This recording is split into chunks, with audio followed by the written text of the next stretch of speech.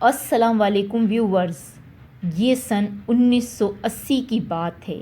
ایک خاندان نارتھ ناظم آباد میں قیام پذیر تھا جو کہ ایک کاروباری خاندان کے نام سے جانا پہچانا جاتا تھا۔ بہت خوشحال فیملی تھی۔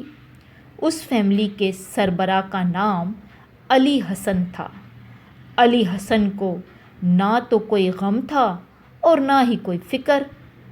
ان کے 5 بچے تھے اور ایک وفاشار اور سلیقہ مند بیوی تھی۔ اہل علاقہ ان کی بڑی عزت کرتا تھا۔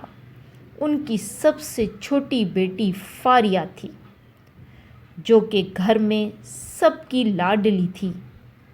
فاریہ میٹرک میں تھی۔ اس سے بڑی 2 بہنیں اور 2 بڑے بھائی تھے۔ 6 ماہ پہلے ہی انہوں نے اپنے گھر کے برابر والا پلاٹ خرید کر گھر کو مزید وسیع و عریض بنا لیا۔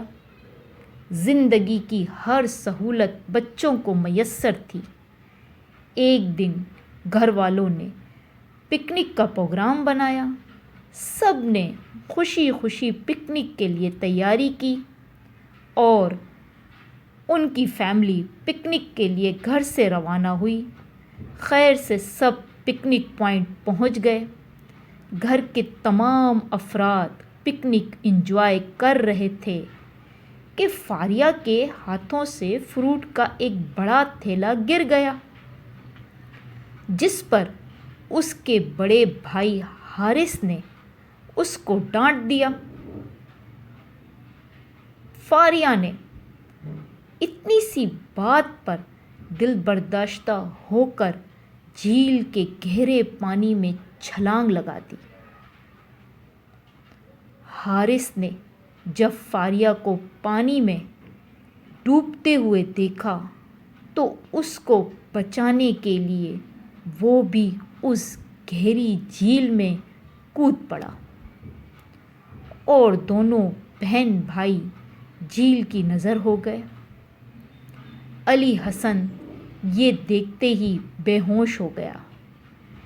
اس واقعے کے بعد علی حسن بیمار ہو گیا۔ علی حسن کی بیماری کی وجہ سے کاروبار تباہ ہو گیا۔ گھر کے باقی لوگ اضطراب میں مبتلا ہو گئے۔ یہ سب فاریہ کی ناسمجھی کے باعث ہوا۔ اللہ کسی کو ناسمجھ اولاد نہ دے، آمین۔